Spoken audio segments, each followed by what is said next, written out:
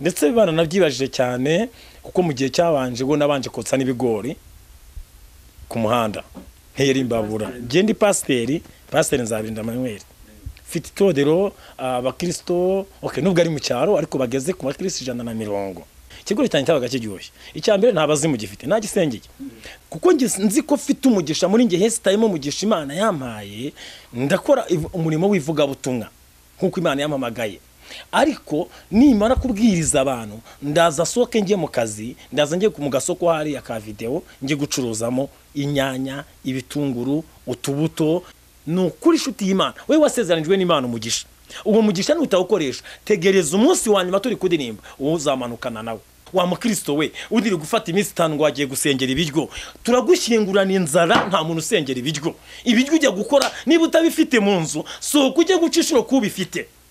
Barakore barankubitira aha ariko ndagasobanura. Yesu wengwe nkubwire nta muntu usengera ibyo kurya. Hari umuzimu wicwa n'amasengesho, hari n'umuzimu uticisha amasengesho. Naga abazimu bose kwa jina na Yesu kwa jina na oya umuzimu w'inzara uramugaburira agatuza. Reka ngushimire ufashe umwanya kugira ngo uze ku Isezerano TV urebe ko ibigano twakuteguriye twagutiyemo kugira ngo ukurikirane. Ngushimire wowe uri kureba iki kiganiro uyu mwanya, waba uri hano mu gihugu cy'u Rwanda, waba uri hanze y'igihugu cy'u Rwanda, kuko abenshi mutwereka uko mudukurikirana kandi abenshi nabari hanze. Ntago nakwirengagiza rero ko namwe mbashimira kubwo umuhate mudutera gukomeza gukora. Uyu munsi rero twaganiye Kayonza, hari umuntu twasuye mu minsi ishize twaraganira, ariko n'uyu munsi twamusuye ngira ngo haragaseke dufitiye. Ariko mbere yuko dupfundira ku gaseke reka abanze yibwire abatari bamukurikiye ubushize, kandi ndagukangura niba utaramukurikiye ubushize urebe hariya hasi hari link irimo ubuhamya bwe kugira ngo uzabanze umusobanukirwe umumenye neza. Kwakire ku Isezerano TV. Kaze cyane ndabasuhuje nanone. Pastor Nzabirinda Emmanuel Gahini, mfite Madame Mukahundi neza Shatari, nkagira n'abana 6 ndera. Twige ntabwo turabyara ariko misi mke tuzabyara abana. Kugira abantu bangahe urera utarabona urubyaro rwawe, ariko nabyo no umugisha ukomeye kandi buriya Imana izabibibukira. Pastor Nzabirinda rero nakaye gaseke dufitiye uyu mwanya. Bakoze umunsi ndashaka ko tuganira ku ijambo rifite intego ivuga ngo umugisha Imana yaguhaye nutawukoresha uwo mugisha tuzagushyingurana nawo. Kubera iki mvuze ngo intego ufite y'ijambo cyangwa ashaka tuganiraho cyangwa ashaka kubwira ku muntu wese uzakurikira ubu buhamya, uzakurikira ijambo ngo umugisha Imana yagusezeranije, umugisha uri muri wowe nutawukoresha tuzagushyingurana nawe. Nuko abantu benshi basezeranwa Imana ibaha amasezerano y'umugisha barangiza bakagenda ati ngiye kazima afite umugisha gusa nta mpamvu ndi bukore. Imana yarabivuze koko yavuze. Gusezeranwa ni kimwe, yaguhaye isezerano ko nguhaye umugisha, ariko uwo mugisha yaguhaye niwe ugiye kukoresha kugira ngo ugire umumaro. Bivuze iki? Bivuze ko niba nkimara gusenga nkapfukama nkabwira Imana ngo Mana ndakwizeye, Mana ndakwakiriye, nkakira agakiza, nkatangira kumva ubuntu bw'Imana, none ngatangira guhabwa amasezerano tubonera mu Mana, hakazamo ijambo ry'umugisha ko Imana isezeranyije umugisha. Kuko iyo twizeye Yesu Kristo tuba dufite n'umugisha mu by'Imana. Nukuvuga ngo rero ndatangira nge kwa Afrika wa mugisha Imana impaye. Kenshi ngiye nkunda kwibwira abantu ndetse n'abakristo nabo nkunze kubana nabo mu buzima bwa buri munsi. Nukuvuga wenda nk'urugero ni nko kubonde nzanye mu rugo igomba kubiza amakuru y'umugisha afite. Nkigeza ku muryango itanyibwira ngo aho wabaga hari ukuntu byari bimeze, nkatangira kwita nyaturaho magambo y'ubutsinzi kuko nge muri nge harimo umwuka w'umugisha. Umwuka w'umugisha rero urarema no muri ya amatungo atangira nyumvira. Kubera icyo nyumvira nimana kuyibwira ko ije gutera amagi, nukuvuga ngo ibyo bari barayatuyeho niba hari umuvumo yari ifiteho waho yarerewe, ako kanya ndatangiye kuvumura bya bintu wamugisha ngi uri muri ngewe ntangiye kuwatura ku byanjye n'abanjye. Sinajye Imana ntabwo icyubahiro. Bivuze ngo umugisha wanjye ntago ngufata gusa ngo nze ndyame ngo Imana yampaye umugisha nge njya kuwukoresha. Nkubu sindi pasteur amubwira kino kintu kandi mbivuge nanabyerure. Akeshi muzi ko ngo aba pasteur tutashobora kujya gucuruza, pasteur ntago yagiye guhinga, pasteur ntago ashobora kujya gukora akazi kandi runaka. No, kuba abaye pasteur ariko uracyari umuntu ukeneye ibintu bigomba kugufasha mu buzima bwawe bwa buri munsi. Nukuvuga iki rero kuko nzi ko mfite umugisha muri njye hesitayemo umugisha Imana yampaye, ndakora umurimo w'ivugabutumwa nk'uko Imana yampamagaye. Ariko nimara kubwiriza abantu ndaza soke njye mu kazi, ndaza njye mu gasoko hariya ka video njye gucuruzamo inyanya, ibitunguru, utubuto, curuzemo ibintu bigiye bitandukanye. Noneho abantu baze kutwumva neza, ushatse vuga ko Pasiteri Nzabirinda ashobora kujya mu isoko agacuruza inyanya, agacuruza iki byose bigakunda kandi akabona n'abakiriya? Niba hari ikintu kizima Pasiteri Nzabirinda akora afite karifi, iyo mvuye kubwiriza mu rusengero njya mu gasatere mu gasoko gucuruza inyanya n'ibitunguru n'ubunyobwa n'utundi tugendanye n'ibyo ngibyo. Ese kuki njya gucuruza ibyo bintu? Ese kuki Pasiteri yagiye gucuruza inyanya atagiye gucuruza ibintu by'amabutike n'ibindi? Niba afite igishoro cy'ibihumbi 20, kuki ndindira kujya gushaka ko ndajya kukibyaza umusaruro? Kubera ko ninyifata bya 20 nkabigura ubugari byose tukabijya mu rugo birashira. Ariko nifata ibihumbi 20 nkabijyana hara mu gasantere mu gasoko, nkaranguramo intebo y'inyanya y'ibihumbi 5, nkaranguramo ubunyobwa bwa 2, nkaranguramo ibitunguru ibiro 2, nkagenda ndangura nkurikije bya gishoro cy'ibihumbi 20-30 ufite. Ndagutangariza ko uko ndi bugende mbikora umugisha afitemo wa mbere n'uyu, abantu baza bangana baje kugura, ubundi abo ngabo nibo bakristo wa mbere ndi bubwiriza. Negetswe ko ako nagatuti Imana yamaye, ariko ikampa ndimo ngashakamo n'ubuzima bwanjye bwa buri munsi. Ndaguha ke nkubwire ngo karibu uraza kugura ibitunguru, ariko nturi bumva iruhande nakubwiye ngo ariko nokuri Imana yaguhaye aya mafaranga nugera mu rugo kwishima kugira ngo izaguhande. Ninza kuvuga iryo jambo Imana uraza kugira amatsiko nawe ugira akantu mbaza, none ntangiye kuganirira kuntu abantu bizera Imana n'ahantu bahurira n'Imana. Aho mu gasoko naho mpatangiye iki ivuga butumwa. Urakoze cyane. Tutarajye kure wenda se ngo natangire ubitubwire neza, ntago wenda nk'abakristo uyoboye cyangwa se ntamuyoboye bajya bibaza impamvu Pasiteri ashobora no kujya gucuruza mu isoko? Birumvikana bagomba kubyibaza, ndetse bana nabyibajije cyane kuko mu gihe cyabanje go nabanje kotsa n'ibigori ku muhanda nteyeri imbabura. Ndi Pasiteri Nzabirinda Emmanuel, mfite itodero abakristo nubwo ari mu cyaro ariko bageze ku bakristo 150. Noneho nafataga ibigori nkatera imbabura, nkotsa ibigori ku mugoroba saa 12, kuva na saa 12 kugeza saa 3:30. Abanyeshuri bakaza rero bo muri kaminuza kungurira ibigori. Ikigori cyane cyabaga kiryoshye. Icyambere ntabazimu gifite, nagisengeye. Nacyotsa ubuhanga ko genokeje burushete ngenze, nacyotsanyaga ubuhanga. Noneho rero njyana amiricara avuga ati ibi ntago byumvikana. Pasiteri arimo aradusebye. Nabwo ntago mbasebye. Kuko muraza ko abantu benshi bazakritika ngo Pasiteri atungwa n'amaturo. Ntago ndi butungwe n'amaturo muturo. Munatura amafaranga tuvuge example ibihumbi, iyo mwakoze cyane muri abakizo muturi mu 5. Ibi 5 mwatuye mukeneye imirimo mugomba gukora kugira ngo hano urusengero rugire amasuku n'ibindi. Nibeshya nka singe gukora ndaza guhoza amaso mu gaseke. Ni nayo mpamvu nzajya kubwiriza ijambo ry'Imana, ntangire kuvuga ngo ni Imana yabimbwiye, ntangiye kubacira imanza kubera ko amaso yanjye nyahanza gaseke kandi sishaka guhanga amaso agaseke. Ngiye ndashaka guhanga amaso Imana yampamagaye n'umugisha yambwiye nkawukoresha. Uwo mugisha ndabwira notsaga ibigori nibura ku mugoro, ibigori 150 cyangwa 200, nabyotsaga ku mugoro bigashira. Ndi Pasiteri ntago ari cyane ejo muri 2019, muri 2019 ejo bundi ibi narabikoze ibi nkubwira. Noneho rero uyu munsi wa none bamaze kubivugaho no kubikomataho turabiganira, ndabasobanurira, bamwe barabyumva abandi ntibabyumva. Pastor twiteranye basi tujye tugwibumbi 20. Ndavuga nabyo ni byiza mu bwiteranye muzajye muzana ibyo 20 tubihemba uwo mwana mushaka byotsa. Ariko nsanga nabwo barimo baracyakora ibintu ntibiragera ahantu bikwiriye, kuko nge mfite umuryango n'abana ndera. Ikindi ubundi ni n'urugero ruzima, nta mukristo wamenye Kristo ukwiye kuba umukene. Karo kandi agasobanura kugira ngo abantu bataza kuntera amabuye b'abakristo babaye abakene. Nukuvuga ngo nta muntu wamenye Kristo ugomba kuba umukene, kuko ubukene bwa mbere ubanza kutwicana hano mu mutima no mu mutwe.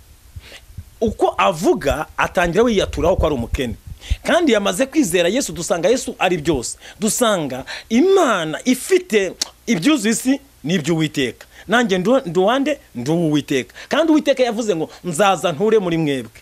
Byumvikana Uwiteka yaje gutura muri nge, kandi watuye muri nge ni wa wundi ufite bya bindi byose byuzuye isi. Kuki namukenyanye? Mpora natura amagambo yuko ndi umukene, mpora mvuga amagambo y'urucantege ku buzima bwanjye. Nanagira ngo ntangarize uri kunyumva, ntukahore wiyaturaho amagambo mabi. ayo magambo mabi uyaturaho aragukurikirana, amagambo mabi watura ku mwana wawe aramukurikirana. Icyo bita karande z'uruhererekanye.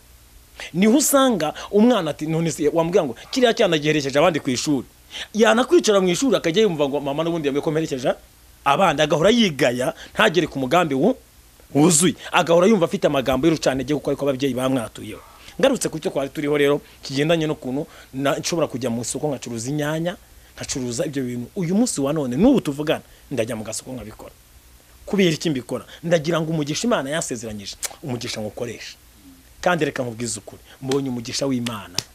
Reba covid yabaye abantu bajya mu nzu. Izi nyanya twacuruzaga afite abana bataratu, nshuti yanjye twagezeho tugigishoro kirashira, tubakiga kirarangira burundu. Ariko kubera ko hari abantu bari banzi tuziranye n'ubundi bazi ko sanzwe nkora kano kantu, arampamagara pasiteri, fata amafaranga 30 wongere usubire mu gasatiro ugiye kugira bute. Kuko ibyo ngenda byigisha buri munsi, mbyigishije abakristo no mu biterane sishobora kuvaho ntavuze ko icyo kintu. Ukoresha umugisha Imana yaguhaye kugira ngo ejo utazahora utuka izina ry'Imana ngo nta mugisha Imana yagusezeranyije arakubeshye kandi urawufite ahubwo wawuryamanye. Nukuri shuti y'Imana, wewe wasezeranijwe n'Imana umugisha. Uwo mugisha nutawukoresha, tegereza umunsi wa nyuma turi kudirimba uzamanukana nawe, kuko yarawuguhaye ntiwigeze uwukoresha. Erega reba Aburahamu, Imana yaramubwiye ngo muri wowe niho harimo umugisha, amoko yose azahererwa umugisha muri wowe. Aburahamu yasonzanye umugisha umunsi umwe utagira ukuza, aribwira mu mutima ati reka tugende Sarayi. Abwira umugore we yarakitwa Sarayi, yarataranduka Sara, kuko yaragifite izina ry'uburushyi, yaratarahabwa izina ry'umubyeyi, yaragifite izina ry'uburushyi rya Sarayi. Noneho Aburahamu abwira umugore we ati tugende duhunge tujye mu Egiputa kwa Imeleki, hari ibyo kurya. Bageze ku mupaka, kubera ko Aburahamu atibuka cya kintu yavuganye n'Imana yamuhaye kitwe umugisha, Aburahamu abwira umugore batoze n'ibindi, barakunyicana nitugera baranyica bagukize kuko we huri umukobwa mwiza. Ahita hanga amaso ku bintu bifatika, yibagirwa agaciro k'umugisha wubatse muri we. Umugisha ubundi Aburahamu yari afite wonyine, yagomba gukandagira hari ahantu kuko yawuhaye agaciro, agikandagira mu Egiputa bakamwakira nk'abakiriye umwami, kuko muri we hesitayemo ko amahanga yose azabonera umugisha muri Aburahamu. Ariko Satani aramusura amwereka ko umugore bari mwiza kurenza abandi bantu bari bumwice, azira ko yumva ijwi rya Satani rimubwiye ngo barakwica nugerayo. Ahita abwira umugore ati hinduka mushiki wanjye, hinduke musaza wawe. Niho hantu nukurikirana ugasoma amateka ya Aburahamu ageze kwa Imeleki. Erega ni nubwo ari kure mwitangiriro mu bice byaho 12 umanutse pfo ku murongo mu mirongo yaho ihera, ubwo ni ku murongo wa kandeba hano ku murongo w'10 niho usoma izo nkuru za Imeleki na Aburahamu, uburyo Aburahamu yagiye kwa Imeleki. Noneho Aburahamu ageze kwa Imeleki kuko afite ijambo rivango ngo hinduye umugisha, n'ahantu uzagera bakakwakira bakakwifuriza umugisha. Nanagira mubwira abantu bajye birinda kuvuma umuntu Imana itavumye, kwirwa kwaturaho umuntu amagambo ngo uriya muntu azapfa ntahageze. Uri kuvuma wende afitanye isezerano n'Imana ko ari uzagaburira amahanga mugenzi ari zaba yateye. Ifite Imana kuntu iziyeranja ikamuha ubwenge nk'ubwo yahaye Daniel, ikamuha ubwenge nk'ubwo yahaye Yosefa ari mu Egiputa. Ari igihe igihugu yabonaga igihugu gifite ibibazo kandi afite isezerano ry'uko Imana yamubwiye ko bene se na nyina ndetse n'abakuru bazaza bagapfukama. Ndacyavuga kuri wa ugaciro k'umugisha. Aburahamu agere kwa Imeleki, Imeleki atwaye umugore wa Aburahamu, ahaye Aburahamu inka. Reba Aburahamu ageze amanutse bamujyanye mu ifamu y'inka kuragira inka. Noneho unitegereze Sarayi nawe wavuganye n'Imana, urebe uyu mukobwa washatse uyu mugabo ufitanye amasezerano n'Imana, umugabo ufitanye ubumwe n'Imana ndetse amasezerano akomeye, kuko biravuga ngo Aburahamu niwe sogokuruza wabizera. Haleluya. Umva kano kantu kuntu kanejeje. Aburahamu yinjiye kwa Imeleki yahindutse musaza w'umugore, yatakaje isezerano ry'umugisha Imana yamusezeranije. Hahandi navuze ngo umugisha ushobora kuwusonzana kubera ko utamenya agaciro k'umugisha Imana yagusezeranije. hari ibintu bifungura umugisha wawe ku buzima iyo wabikinguriye ukamenya gutera intambwe yo kutagirira abandi ishyari. Iyo ntambwe iba nzima, uko wifuriza abandi ko baho mu buzima buzima, uko wifuriza abandi ko babasha gutera intambwe yo kwaguka, ubundi urimo ugenda ufungura intambwe y'ubusabane bwawe n'Imana, wa mugisha wa Imana yagusezeranije. Ubundi Uwiteka aguha umugisha kubera ko wabashije gukora. Nk'urugero, Imana igusezeranyije umwana, noneho iguhaye isezerano ko uzabyara umwana, ntushatse umugore uri umusore, tuzagushyingurana isezerano ry'uko Imana yaguhaye isezerano ry'umwana. Kuko ntiwigeze ushaka umugore ngo mubyare wa mwana.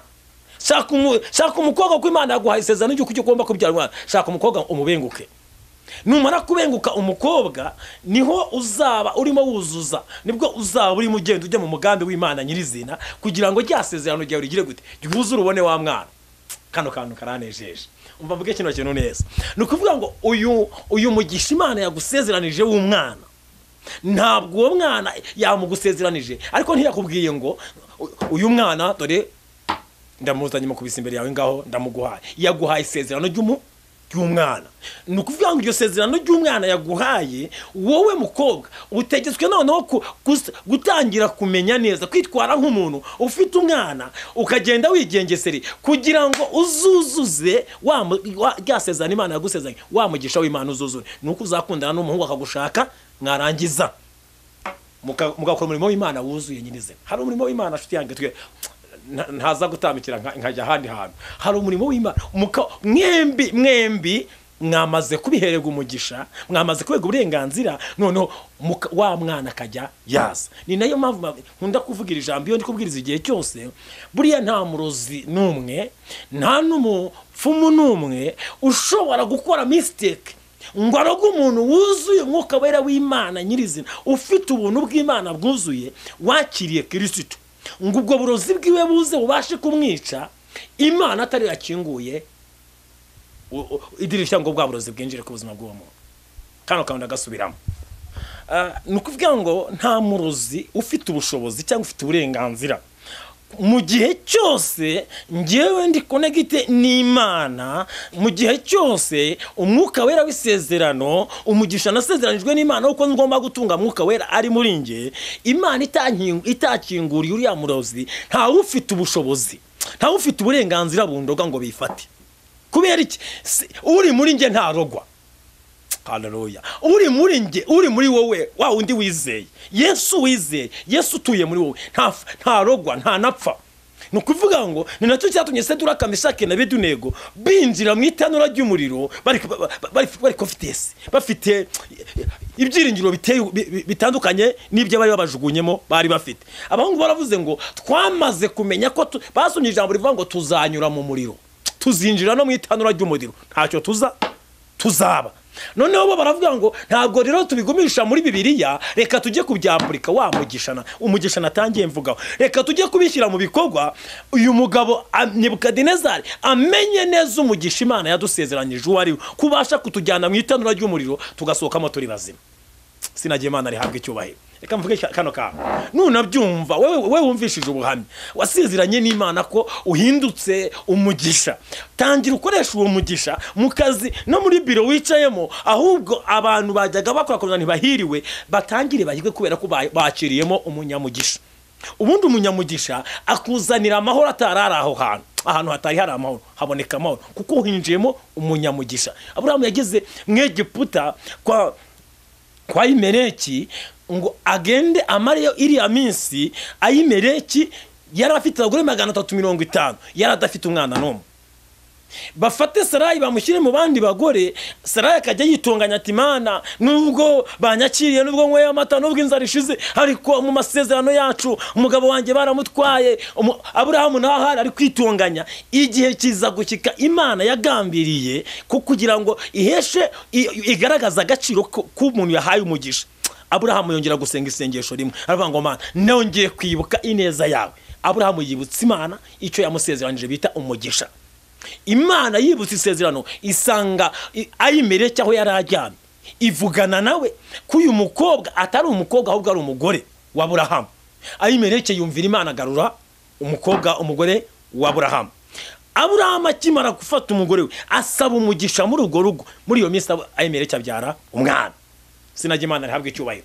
Umugisha wa Aburahamu yari yarasezeranijwe atangira kuwukoresha n'abandi babyungukiramo, kubera ko arimo noneho atangiye kubumbuturaho, yatangiye kumenya neza agaciro k'umugisha Imana yamusezeranije. Reka mvuge kano kantu. Seduraka, Mesaki na Abedenego bavuganye n'Imana, basenga Imana ibabwira amakuru y'urugendo. Bamaze kumenya amakuru y'urugendo bavuga ati muri twebwe umugisha dufite utwemeza no kwinjira mu itanura ry'umuriro tukavamo turi bazima. Barabitangaza, babitangaje abandi barabakangisha. Mu kubakangisha ko bazabatwika, itanura Bibiliya avuga ngo baragenyegeza. Inshuro ya mbere, inshuro ya kabiri, uzabona abantu ku ruhande abafana, abo mbita abafana, bazaza kukubwira ngo ibintu urimo ntibizashoboka. Wihanga amaso bakubwira ko bitazashoboka, ahubwo ibuka umugisha wewe wesitaye muri wowe, ibuka icyo Imana yavuganye kuri wowe. Ubundi se tubwizanyije ukuri, iri sezerano ryanyu, iyi cano yanyu mwise isezerano, nukuvuga ngo wowe ufite isezerano wasezeranye n'Imana, ariko nawe ugiye kubera ikintu wavuganye n'Imana, mu gihe wagiye gukora cyangwa gutangaza icyo ugiye gukora, wagendeye ku isezerano wasezeranye n'Imana. Noneho utangira kubwira abantu atari ko hari isezerano, hari isezerano. Reka nkubwire inshuti yanjye, mpanure n'iri sezerano rigumye ribyumve, siri ibisezerano gusa ngo abantu bavuze ngo ni kwisezerano, ahubwo isezerano riri muri wowe tangira urikabakabisha amaboko, utangira urihamagare rize, rifite amatwi. Imana Yesu itaye umugisha muri wowe, yahaye ikintu cyawe cyose mu byo yakuremeye amatwi yo kukumva. Nubu mpamagaye amafaranga kuko ndayakeneye, kuko ndashaka gucuruza utuntu twagutsemo hariya madamu agacuru akava kutunyanya gusa. Imana ibyumve, kuko mu mugisha afite ndabizi ikintu cyose gifite amatwi yo kunyumva. Mu mugisha Imana yampaye, kuko ndabizi madamu ndimo ndamusabira n'Imana ibyumve, ibyumve. Ndashaka ko nibura abandi bo mu isoko bajya baza bakamufataho izo bitunguru bakariyo babiranguraho, izo nyanya bakaza bagasanga yastotinze, bagasanga ubunyobwa afite imifuka yabo, ave ku kiro cy'ubunyobwa pana ibintu byo gucuruza ibiro by'ibinyobwa bibiri, ahubwo agere mu gihe yacuruje imifuka y'ubunyobwa. Kandi nabikora izina ry'Imana risho guhabwa icyubahiro. Kubera iki? Niba naremeye ko sohoka nka pastor nkajya hanze, ndagira ngo n'abakristo wongere babimenye. Wa mukristo we udiri gufata iminsi 5 ngo wagiye gusengera ibiryo, turagushyingurana inzara, nta muntu usengera ibiryo. Ibiryo ujya gukora niba utabifite mu nzu, sohoka ujye gucishiro kubifite. Sasa ntabwo uri bujye gusenga ngo Mana wampaye ibiryo ngo irabimanura mu ijuru. Hari umuturanyi wawe we arabifite, ariko hari n'ibyo afite atabasha kwikorera. Genda niba ari kumufurira umufurire, aguhe bya biryo nawe ugenda ukemura ikibazo. Wa mugisha Imana yagusezeranyije uragenda utangiruza, ariko nujya mu minsi 5 urasanga inzara ufite yikubye gatanu. Barakore barankubitira ahandi, ariko ndagasobanura. Yesu wengwe nkubwire, nta muntu usengera ibyo kurya. Hari umuzimu wicwa n'amasengesho, hari n'umuzimu uticisha amasengesho. Ntabwo abazimu bose kwa jina na Yesu, kwa jina na oya, umuzimu w'inzara uramugaburira agatuza. Ariko igihe wagiye rero ngo wagiye mu masengesho, hamwe gukubite rero, hamwe inzara ikwice kubera ko wagiye mu bintu watambikiriye. Ikindi nashaka kuvuga ku kigendanye n'umugisha nshuti z'Imana, nukuvuga ngo mu gihe cyose uzaba wamenya agaciro k'umugisha Imana yagusezeranije, warangiza ukavuga ngo ngiye guhinga, fita karima nta nubwo kuzuye gitari ni 20 kuri 20, uzavuga ngo Uwiteka we niki cyakwera muri buno butaka, kuko utabikoze ku bwawe, wabanjije kugisha inama nde Uwiteka. Isengesho uzasenga rizinjira muri bwa butaka, ubutaka icyo uzashyiramo kizamenya ko cyaje ari Uwiteka ugitumye, kuko wabanje kugisha inama Uwiteka. Ubundi umugisha wawe wasezeranywe, banza umenye boss uyoboye umugisha muri wowe, umwubahe. Ngicyo kintu gikomeye, menya agaciro k'umuntu waguhaye umugisha. Uwo mugisha ni Imana yagusezeranije, ubaho Uwiteka. Niba ushaka gutunga iby'umugisha wuzuye koko, ugashaka kugendera mu mugisha, ari naho uzagenda. Bibiliya erega akababwiye iriya nkoni Mose yarambitse ku nyanja, ni ibiti nk'ibindi byose, ariko ikibazo Uwiteka aravuze ngo ntikiri inkoni yawe Mose, ibaye inkoni yanjye. Mbere Mose yatwaga nk'inkoni aragije intama, akubitisha intama gose, ariko Imana iravuga ngo si kibaye inkoni ya Mose, ibaye inkoni yanjye. N'uyu munsi uzabona benshi, umbabarire nshuti z'Imana, uzabona benshi bajya kuzana ngo isanduku ngurimo ya nkoni, abandi bakaza uko bashaka kubivuga. Icyo si ikibazo, ngiye ikibazo si inkoni bazanye, ikibazo si nukuntu yabyizeye arabyapurika, biramubera uko yabyizeye. Yabihamagaye nyine kuko bifite amatwi, yamaze kwakira imbaraga y'Imana yo guhamagara ikintu kitari gifite amatwi yo kumwumvira, Imana iri muri we iragiha amatwi kimwumvira. Mose afata inkona irambika hejuru y'inyanja. Kubera iki? Imana yesitaye umugisha muri Mose wo kumvirwa n'inkoni n'amazi yumvira Mose, amazi atanga inzira, baratambuka. Kandi bageze hakurya, abanyegiputa bagezemo ndani, Imana ibwira Mose ati gahunda siri tuyiziranyeho. Mose akuraho ya nkoni. Byumvikana mu mugisha Imana yagusezeranije. Niba winjiye muri biro wamenye ko wamugisha w'Imana watangiye kuza, wahakiranukiye ko Imana yakubwiye ngo nzabana nawe mukavugana ko uzakiranuka. Kuki ugera muri biro ugatangira kuyivangira, warangiza wabona uko ntutera imbere ngo Imana ntiyaguhaye umugisha, niweho wayivangiye. Yagusezeranije umugisha ariko winjiye muri biro uzana ibyo mutavuganya n'Imana. Umunsi wasengeraga akazi wabwiraga Imana ngo nzakiranuka, ntiwinjiye muri kopasiyo, ibyo abantu utangiye kubikata. Ubikasuse kumushahara wawe n'ubundi ntawo ukata. Umwana bamuhaye menshi, uwo niwe wahawe ayo mahirwe. Uri yatumwana abona umugisha wiwe. Bigusinyisha amaseka atariyo y'ibinyoma. Witangira kubikata kandi uri ya muntu Imana yamusezanije ko izamuzanira abasponsa, none utangiye kubivanga ukata mu kabiri. Reka mabire kano kana mukungu. Sezerano niba ushaka kugira ngo uzarame muri isezerano ryawe n'Imana. Kandi reka bwire ntiri bisezerano yo gitangaza makuru gusa, riri sezerano wubatse mu mutima wawe. Uvuga ngo Mana, nanjye ndabizi ko ufite isezerano wasezeranyije ukindema mu nda ya mama. Kano nkunda kukavuga. Mama na papa na ahantu bageze ubwabo baba ababyeyi babyara abana bageze ku bana 8, umukecuru n'umusaza ati reka tubekere kubyara.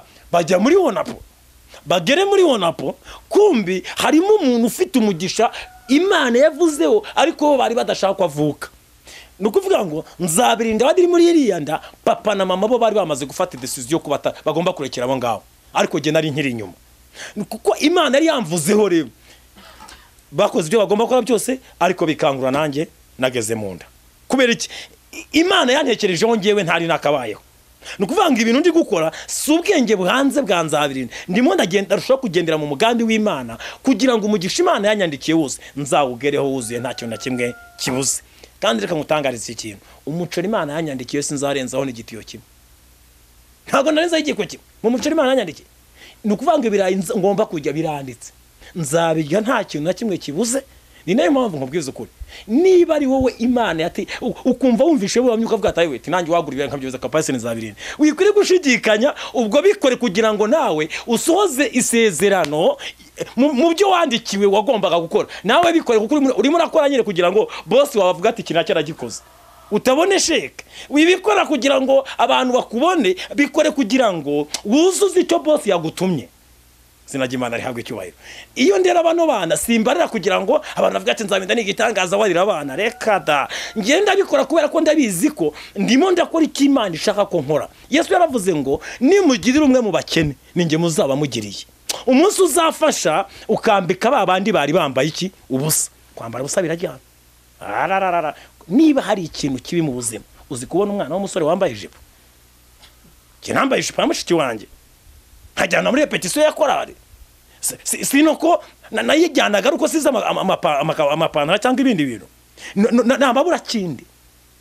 Noneho niba Imana hari abantu rero Imana yagenye ati ariko nzabinda zambariye imyambaro imezeho kakubera ko ariho binyuzeho. Wikwiri gushidikanya niba wumvisha ari costume yavuzwe, yigure urangiza umurimo wagombaga gukora, ubone kujya mu wundi. Ubundi gituma abantu badindira batinda bagigana na boss wabo. Iyo byiganye na boss rero kano kantu ndakavuga nkatsindagira, byavuzwe na Salomo ngo umugaragu ahanga amaso kuri shebuja, umujana wakayahanga kuri nyirabuja. Natwe niko tuyahanze nde Uwiteka nagusabubwira ngo dore nzabirinda utuye hariya ikayonza igahini, akeneye kujya inyama kandi ni wowe ugomba kuzigura. Mwohereze si $1, mwohereze igiceri kimwe cy'ijana, mwohereze se amanyarwanda 5,000. Wikwiri kujya kubyigana, uwo ni boss urimo kubwira, mwubahirize kugira ngo ayo ngayo yatange nawe ubone uko wakira. Ikindi nge nago nzahita mvuga ngo uyu muntu nzafata igihe cyo gutuza nongere mbwira Imana ngo Mana nukuri uyu yakoze ibyo yagomba gukora, ariko naho hari icyo wamusezeranije. Ubwo akoze umugambi wakawuzuza, nawe uzuza umugambi wiwe. Mureke duhure n'ibyo Imana yadusezeranije, ariko ikintu bita umugisha Imana yagusezeranije ni wowe ubigiramo agaciro kugira ngo umugisha uze mu buzima bwawe. Izina ry'Imana rihabwe icyubahiro. Ngana ku musozo kano kantu nkavuge, urabona umupasiteri mumbabarire bashumba ba bishop mumbabarire nimvuga kino kintu ni uburyo kugira ngo dufungure amaso tureke kujyana abantu nk'abataza ahantu bavuye naho bagiye nukuri mufungure amaso abantu b'Imana iyi covid ibayeho ikwiye kubabera inyigisho ikomeye nawe se turi mu gihe cya corona abantu bose bahuye nibiza nibibazo ugiye wati uzi nibindi urahamagara uzi uri bubashe gutura ibintu bitanu wa wundi utabasha gutura igiceri na kimwe turi bumuhamagara eske ubundi uyu muntu kuki umuhamagara we uri pasiteri w'intama uri umushumba w'intama no kuvuga ngo nge nimpamagara uri bwature bitanu undi simuhamagare ntabwo icyo genda banujije umugambi w'iki w'Imana ndabana narubanuye ku butoni nzatanga raporo imbere y'Imana kuki ibyo bintu ntabikoze uko byagomba kugira gute gukogwa ubundi uyu munsi wa none mu gihe tunyuzemo cyangwa twari turimo n'umunzana waziye abapasiteri abaririmbyi abahanuzi abavuga butumwa ingeri zitandukanye buri muntu wese mugwe ruhande bivuze ngo iki Imana yaje kubarana n'umuntu wese itarano yamusigiye mbonye abaririmbyi batubeshyaga ari abafana mbonye abapasiteri batubeshyaga ari kugira ngo tukashyushya we tuzi gushyushya kagira ngo ni match yariyo turimo twogeza haha Uwiteka azatubaza byinshi kamubwire turabagwijije turagwiriye turahari mumbabarire reka mabwire ndavuga ibi bintu biravanga ucyambaye mwambaro w'urugamba ntakirate nk'uwiyambuye bivuze ngo mbonye abantu bashyushya ariko igihe cy'isuzuma igihe cyo kugaragaza ibiro byawe igihe cyo kugaragaza Imana wavugaga iyo ariyo kiragera abantu ibiro byawe bikabura abantu bagatakaza bwa buhamya bwabo nyirizina bari bakenewemo ni naho Daniel yageze aravuga ngo nubwo basonzesheje intare nubwo intare bazifata umwanzo kugira ngo zizange nta rubazo ndasenga Imana kugira ngo izina ry'Imana rihabwe icyubahiro Imana yabasha kunyiza intare kandi yabasha no kutazinyiza ariko nta rubanza ndibushyire ku Mana kuko mpari kubera umugambi w'iki w'Imana ubundi umugambi w'Imana niwo wamugisha nababwiye iyo uri mu mugambi w'Imana umugisha w'Imana utora umurongo kazi wawe kandi iyo umugisha uhageze ntawe uwutangira nukuri kubaho ntawe uwutangira mbonye muri iyi corona abantu benshi abantu batandukanye ugasanga abantu itsinda ry'abarinzi ukarisanga ryicaye mu kayi muri ramwabye haraho nageze ndimo mbwiriza ko je nafashe igihe nkajya njya mu isatere nkabwiriza nkestari byuma nkabwiriza n'icengiranye mu kazu kamwe nakeshyuye noneho nkajya mu kazu nkabwiriza ariko ibyuma bivuga ariko ndi mu kazu batambona noneho nasoza kubwiriza mu gihe ndi gutaha sinzi hari abantu nageze rusanga abakristo barimo abaririmbyi hatewa ya pastor atuzongera tubatize nibaza ese corona ko yaje ngo abantu bajye mu nzu basenge begirane n'Imana yaje kugira ngo abantu batakaze agaciro k'ubukristo no kuvuga ngo mwashukaga ngo turi kumwe mu rusengero kumbi mwari abafana abantu benshi baba muri kwara abafana kuko nunabi uzabibona bararirimba ariko twasohoka twagera hanze nukuri agakiza akabona kandi ubundi agakiza ni ka mu rusengero agakiza kaba hanze kuri tele mu mirimo kandi agasubiramo ari naho ngaruka ko handi ku isoko hana ku isoko niho hano abantu benshi bakunda kumwe atari ko passe ubusiko ko wowe tubusanga bizajya bigenda kandi passe no aha naje kuhakirizwa ni nabasha gukizwa mu nyanya ngo umpereze 500 ndi bukugaruze 300 noneho ni nkanguye nakubeshye ngo ndigusubiza ijana ngo mbashe ubwatigaruka wamaye menshi ntabwo nzakizwa mu rusengero nzajya gushimira Imana njyana icya 10 njyana amaturo ariko hari mu gasoko nzaba nagiye mu murimo w'Imana nyirizina nge guhesha izina ry'Imana iki icyubahiro kuko umuntu nabashije kugaruza amafaranga yari yibagiwe azavuga ngo ariko nukuri haracyariho abantu biki b'Imana Imana ihabwa icyubahiro kubera ko natanze ubuhamya bwo mu murimo w'Imana kwiko gukomeza gutukisha umurimo w'iki w'Imana guziko nakara umuteka mitwe ngo runaka ngo nubwo avuga ngo arahanura ngo nuguteka umutwe kandi reka bivuge ni mugihe nawe se uciye umuntu amafaranga ngo ugiye kumusengera mu butayu ngo ayimisi 5 ayo mafaranga umuciye kumugira ku musozi kumusengera imisi 5 ni ikiguzi niwe uzasubiza ibyifuza gwaye kibazo na kibazo kandi nawe ugiye gutanga amafaranga jya ubanza ushyira muri logique ugiye guha umuntu amafaranga kugiriye ku musozi kugusengera ayimisi 3 ngo yakuzamukiye ku kibazo cyawe urumva utarimo we umeze urimo uracuruza impano y'Imana ntibibaho ibyo bintu genda ujye gusenga niba Imana ko yakuvugisha ugomba gusengera uriya muntu azakogwa aho ari bunaka ubone azanye ikintu bita ubundi hari ituro ry'umuhanuzi umushyira urashaka kuganira n'umuhanuzi, urashaka kujya gusura umuhanuzi, genda. Nugenda ntabyo kurya umushyiriye, nta mazi umushyiriye, nta makara umushyiriye, genda. Ni wowe uzi ngo ngiye kwabamenya nk'uko ijambo ry'Imana ryatubwiraga kuri bamenya. Uko wagiye nuko nyine barakwakira gutyo. Ni wowe ufite agaciro reba uriya Mushunemu, ngarutse gato kugira ngo nze no gusoza. Umushunemu ngo abone umuntu w'Imana agenda, amenya ko ari umuhanuzi w'Uwiteka, ngo aramubwira ngo ntugace kuko utanywe amazi, kandi jya ubanza unakarabe. Ikindi gira ngo ati ariko wacu wagiye uharara. Kubera iki? Yabonye afite ubuntu bw'Imana bugize gute, bwuzuye. Niyo mpamvu ngaruka kuri kano kantu, impamvu turimo dusaba amafaranga ngo tugiye kubasengera, nago wakarindira kumubwira ngo naguha amafaranga. Nakubonaho ubuntu bw'Imana, urava kumusengera nawe Imana yamaze kumusanga, akohereza ikibazo cyawe nawe gikemuke. Ariko wikwiriye kumubwira ngo zana ibintu, urumva ngo nanjye hari ibyo nigomye. Wigomwe se urimo uragura nawe? Nawe afite ububasha bupfukama nuko atarasobanukirwa, ngo avuga ati nipfukama gato nkabwira data wa twese, nkamubwira ngo Kristo ndahari kuko ndi umwana wawe, ndi mu mugambi wawe, nkemurira ikibazo kirambangamiye. Imana irohereza marayika uza gutabara, kuko agifite igihe mu maso kimukingirije, ntamenye ko ubwo bubasha yabuhawe ngo asome ijambo ry'Imana yumve icyo ryavuze, araza kubikubwira. Ariko wimufata ngo ujye kubura ubugingo ukurikiranye indamu z'uyu munsi zitazatuma n'ubundi iyi nda ndayigaburira nk'abagabo, ariko iyi nda ntihaga. Iyi nda n'ubundi ejo irakubaza, uyiha ibiryoshye ikabyakira, yagera ku bibi ati nabira nabyo ndabishaka.